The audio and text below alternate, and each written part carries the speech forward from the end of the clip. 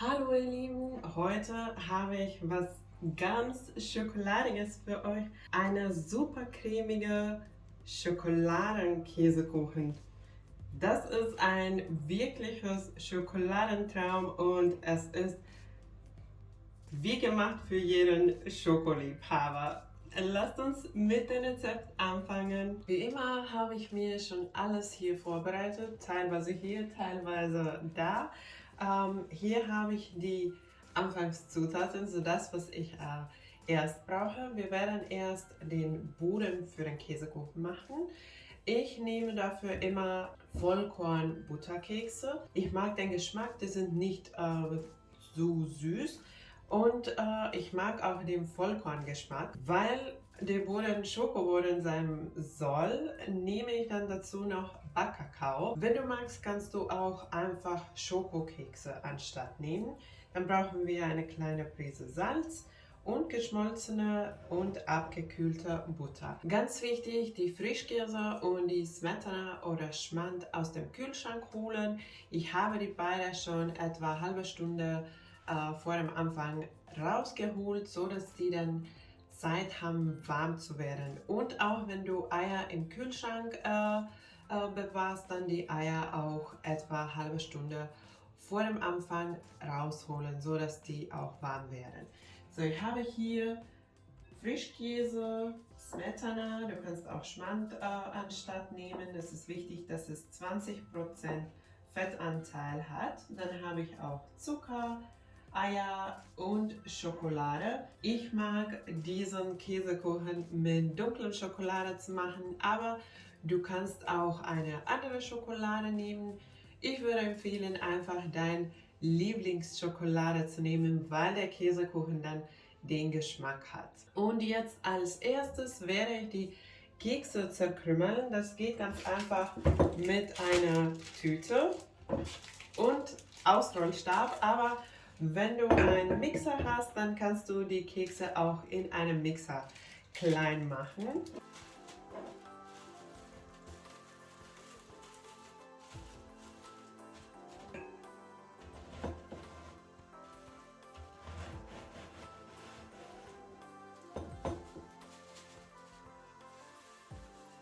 So, dann eine kleine Prise Salz dazugeben, den Kakao und die leicht abgekühlte geschmolzene Butter. Und dann das Ganze gut vermischen. Am besten so wie ich hier zeige, einfach mit den Händen.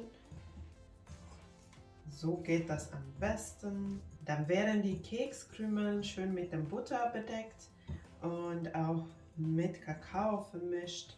Es ist auch ganz wichtig, lange zu mixen, nicht einfach jetzt ist fertig, aber zumindest ein paar Minuten alles schön vermischen. Dann haben wir auch keine trockenen Stellen. Und danach die Masse testen. Ich nehme etwas von der Masse in der Hand und drücke es ganz fest so in der Hand. Und wenn es so hält, es bleibt kleben oder die Kekskrümel bleiben kleben, dann ist die Masse fertig.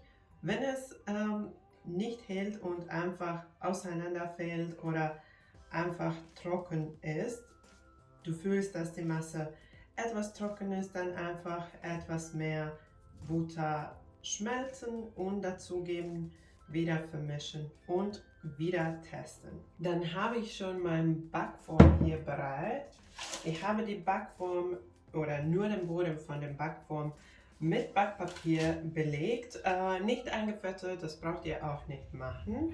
Dann ungefähr Hälfte von dieser Keksmasse in die Backform geben und so auf den Boden festdrücken. So, dann können wir auch schon den Rest dazu geben und erst so auf dem Rand verteilen, schön gleichmäßig. Und dann auch hier so festdrücken, um den Rand zu formen. Ich drücke erst ganz leicht und dann erst, wenn ich das auf das ganze Rand verteilt habe, drücke ich dann noch etwas fester. So, dann wieder noch ein bisschen den Boden festdrücken, so dass da keine lose Krümel bleiben. Und dann werde ich den Boden im Kühlschrank kalt stellen für die Zeit, die ich für den Creme brauche. Und meine Hand erstmal abwaschen. Ja, erstmal abwaschen. So, jetzt aber. Das erste, was wir für den Creme machen, ist die Schokolade zu hacken. Ich habe die Schokolade so klein gehackt und jetzt werde ich die in Mikrowelle schmelzen. Meine Mikrowelle hat so ein Setting für dunkle Schokolade, aber du kannst die Schokolade auch im Wasserbad schmelzen. Jetzt ist die Schokolade schön geschmolzen, aber es ist gerade warm und deswegen fangen wir damit an, so dass die Schokolade etwas Zeit hat abzukühlen. Und ich stelle es jetzt erstmal zur Seite und mache mit der Füllung weiter. Erst werde ich die Frischkäse einfach so ohne alles kurz schlagen, etwa 30 Sekunden. So, nur ganz kurz, so dass es etwas weich wird und es wird immer auf die niedrige oder mittlere Stufe geschlagen, nicht auf die höchste Stufe. Wir wollen nicht zu viel Luft in die Masse reinzumixen. Jetzt gebe ich noch Zucker dazu und eine kleine Prise Salz. Wieder etwa 30 Sekunden schlagen. Dann die Eier dazugeben, eine nach dem anderen und nach jedem Ei 30 Sekunden auf die niedrige Stufe schlagen. Dann auch Schmand oder Smetana dazugeben und wieder 30 Sekunden schlagen. Und als letztes werde ich noch die Schokolade dazugeben und die Schokolade gebe ich langsam dazu, die ist immer noch warm. Ich werde den Mixer wieder auf niedrige Stufe machen und die Schokolade beim Mixen langsam dazugeben. Beim Schlagen werdest du merken, dass wenn du die ganze Schokolade dazu gegeben hast, und die Masse mixt, dass die Masse cremiger wird. Es wird weniger flüssig, wie du auch hier sehen kannst. Es ist ganz schön cremig und wir brauchen auch kein Mehl dazu geben, weil die dunkle Schokolade dient dafür, dass die Masse dann fest wird. Und jetzt brauche ich nur meinen Boden aus dem Kühlschrank und dann den Füllung in die Form gießen.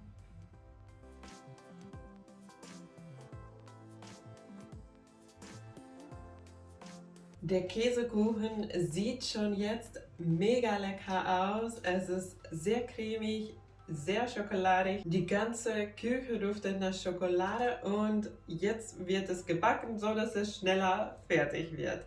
Die ganzen Backanleitungen werde ich euch auch hier zeigen. Es ist ganz wichtig, die Backanleitungen zu folgen, so dass der Käsekuchen wirklich cremig wird. Der Käsekuchen wird mit einer Wasserbad gebacken. Ich habe 1,5 Liter Wasser aufgekocht. Das Wasser kommt in eine Backform, darüber kommt ein Backgitter und auf dem Backgitter gebe ich den Käsekuchen. So wird der Käsekuchen für etwa 1 Stunde gebacken. Hier musst du aber aufpassen und den Wackeltest machen. Wenn der Käsekuchen fertig ist, sieht der dann so aus. Ganz wichtig auch, wenn du den Backofen aufmachst, darauf zu achten, erst den Dampf rauszulassen.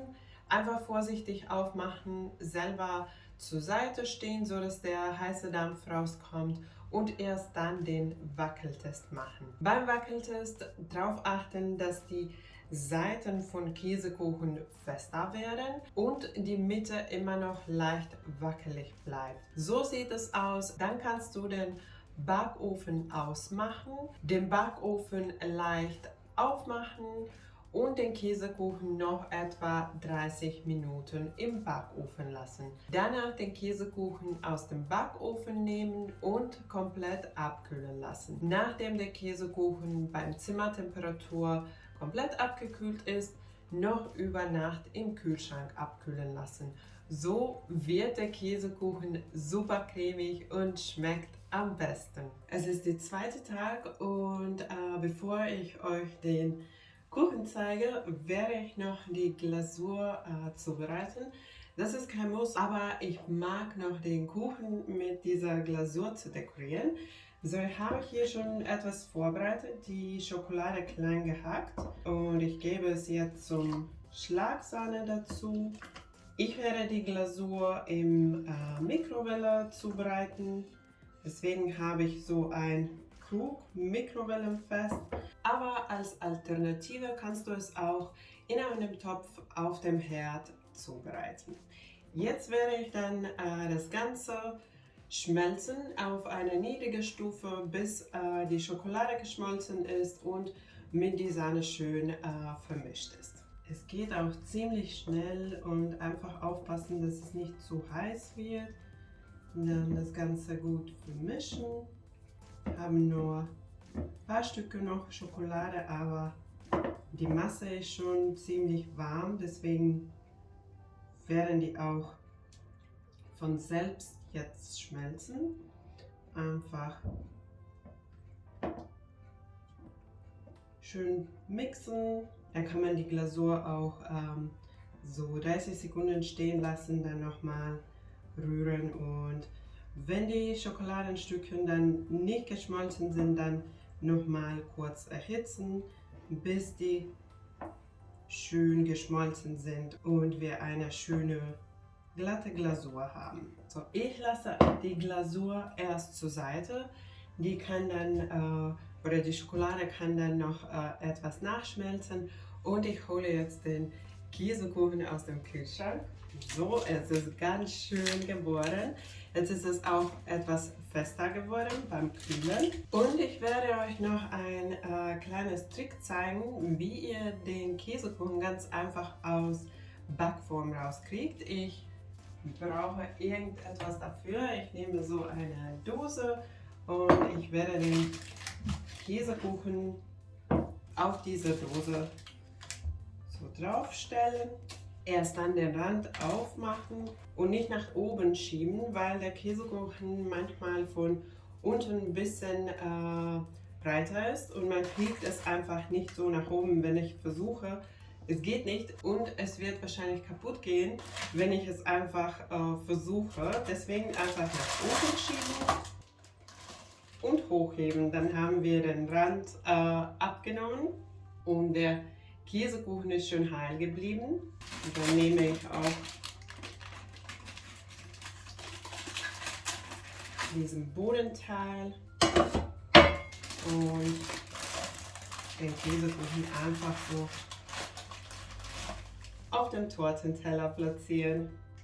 So ganz einfach und alles ist heile geblieben. Jetzt habe ich wieder meine Glasur gecheckt und es hat immer noch so ein paar Stücke Schokolade, die nicht geschmolzen sind. Ich werde es nochmal kurz erhitzen. Und jetzt ist die Glasur dann fertig. Es ist schön cremig und glatt. Und ich werde noch eine kleine Prise Salz dazugeben. Einfach um die Geschmäcker zu balancieren. Und dann lasse ich es ungefähr 5 Minuten abkühlen, so dass es nicht heiß ist. Und dann werde ich es auf meinem Kuchen gießen. So, die Glasur nur leicht abkühlen lassen. Und dann einfach drauf gießen und schön auf die ganze Fläche verteilen. Dann stelle ich den Käsekuchen erst zur Seite und ich will noch etwas Deko machen. Ich habe auch etwas von der Schokolade übrig und ich habe sowas, ich weiß nicht, ob du das kennst, das ist eine Käsehobel und in Finnland sind die oder werden die viel verwendet, weil wir Käse normalerweise am Stück kaufen und dann braucht man sowas. Aber hier liegt er einfach im Schrank und ich dachte, ich versuche damit jetzt die Deko zu machen, aber du kannst auch eine Gemüsehobel dazu verwenden.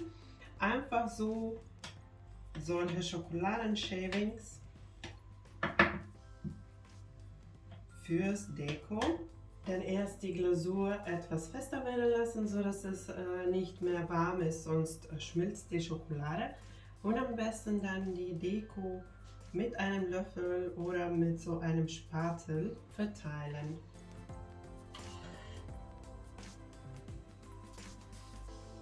Der Kuchen ist wirklich schön geworden. Das war ja knapp. Okay, ich zeige es nur so. Ist sehr schön geworden und ist auch heil geblieben, zum Glück. Sollen wir direkt uns ein Stück schneiden? Ich denke ja. Da habe ich euch auch ein kleines Tipp, nämlich heißes Wasser und ein scharfes Messer. Den Messer erst mit Wasser heiß machen und dann den Kuchen anschneiden. So kriegt ihr schöne, saubere Kuchenstücke.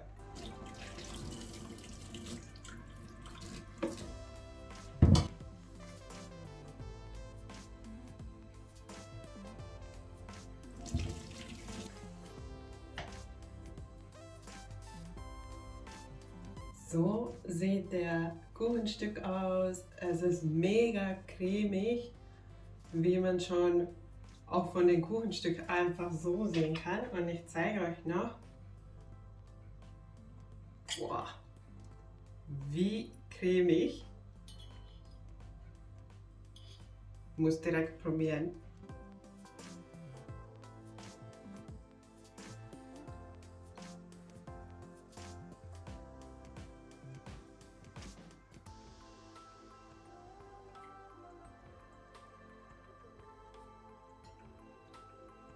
Es ist super lecker geworden, einfach unglaublich cremig, weil man kein Mehl zum Käsekuchenmix gibt, bleibt es einfach unglaublich cremig.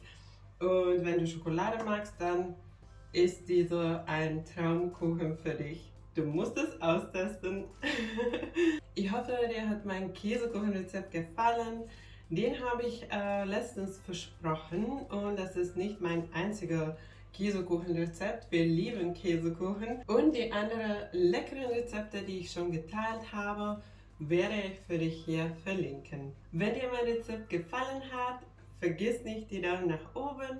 Und wenn du neu bei meinem Kanal bist, kannst du jetzt abonnieren, um keine neuen leckeren Rezepte zu verpassen. Danke, dass du dabei warst. Tschüss und bis zum nächsten Mal. Ich hole mir jetzt Kaffee und genieße den Kuchen. Tschüss!